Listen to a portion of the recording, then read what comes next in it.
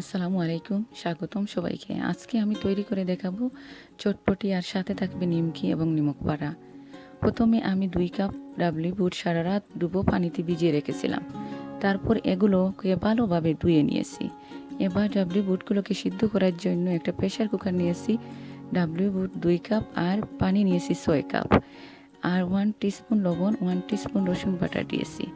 এবার প্রেসার কুকারটা বসিয়ে ফুল হিটে 25 মিনিট কুক করব। এই 25 মিনিটে ডাবলিও বুট খুব সুন্দর করে সিদ্ধ হয়ে যাবে।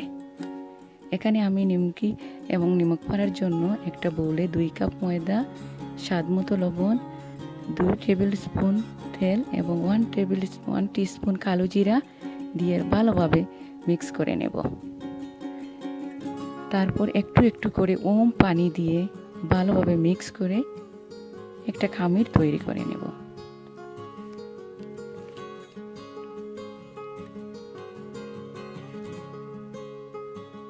এখন একটা কভার দিয়ে 20 মিনিটের জন্য ঢেকে রেখে দিব।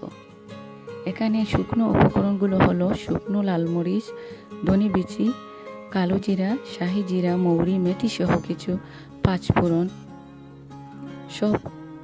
সব শুকনো উপকরণগুলো ভেজে গুঁড়ো করে নিয়েছি। এখানে 20 মিনিট তেঁতুলকে ভিজিয়ে একটা চাকনি দিয়ে বিচি এবং ময়লাগুলো তুলে নিয়েছি।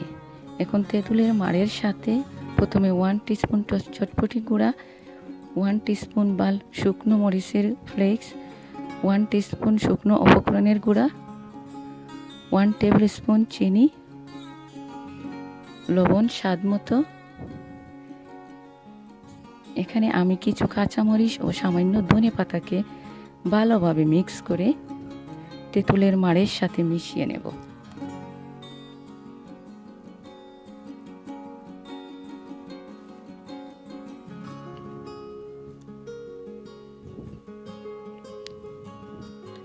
চটপটির ডাল বা ডাবলি বুট সিদ্ধ হয়ে গেছে। এখন একটা বোলের মধ্যে গরম গরম থাকা অবস্থায় 4টি মিডিয়াম সাইজের আলুকে সিদ্ধ করে ভেঙে নিয়েছি। 1.5 টিস্পুন চটপটির গুঁড়া, 1.5 টিস্পুন শুকনো উপকরণের গুঁড়া,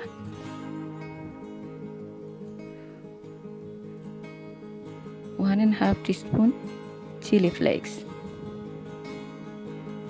লবণ স্বাদ মতো,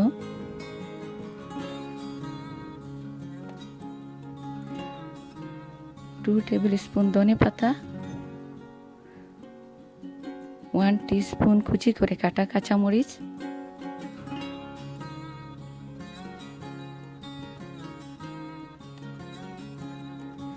হ্যান্ডফুল কুচি করে কাটা পেঁয়াজ, কুচি করে কাটা পেঁয়াজের পাতা, শসা ও টমেটো দিয়ে সাথে সামান্য লেবুর রস,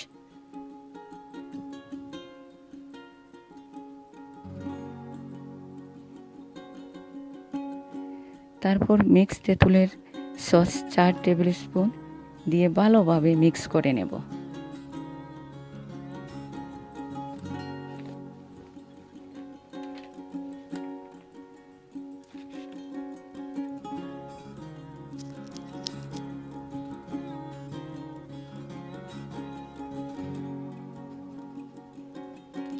আমার চটপটিটা রেডি।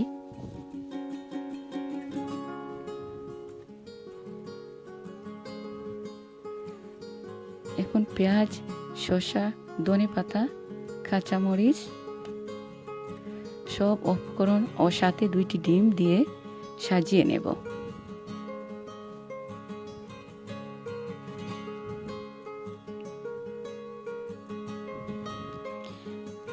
এর উপরে আবার তেঁতুলের সস দিয়ে দিব। এই চটপটিটা অনেকে অনেক রকমভাবে তৈরি করে থাকেন, আমিও অনেক রকমের করে থাকি। আজকে আমি এভাবে তৈরি করে দেখালাম, কারণ আমিও মনে করি এটা সহজ পদ্ধতি।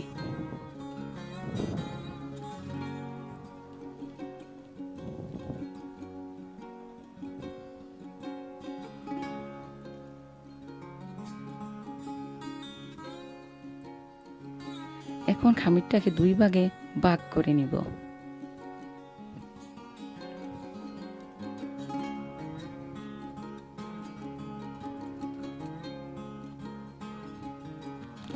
এক ভাগ নিমকির জন্য, আরেক ভাগ নিমুখপাড়ার জন্য।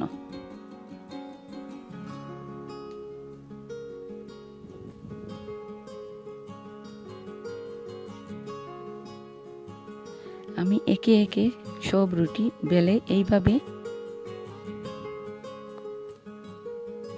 নিমকি করে নেব।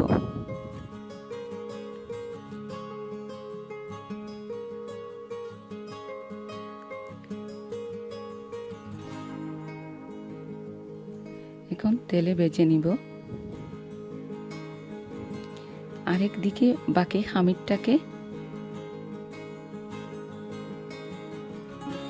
রুটি বেলে নিমুখপাড়া করে তৈরি করে নেব। এখন নিমকিগুলো গোল্ডেন কালার করে তুলে ভেজে নেব।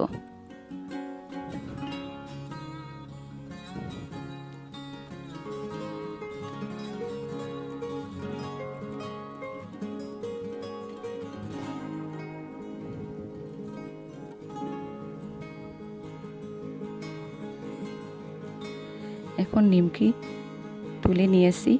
নিমুখপাড়াগুলোকে ভেজে যখন গোল্ডেন কালার হয়ে আসবে তখন তুলে নেব। যদি আমার রেসিপিটা ভালো লেগে থাকে তাহলে কমেন্ট, শেয়ার এবং চ্যানেল সাবস্ক্রাইব করে উৎসাহ দিবেন। আপনাদের একটা লাইক আমাকে অনেক উৎসাহ দেয়। আজকে এখানেই বিদায় নিচ্ছি। সবাই ভালো থাকবেন। আল্লাহ হাফেজ। Thanks for watching.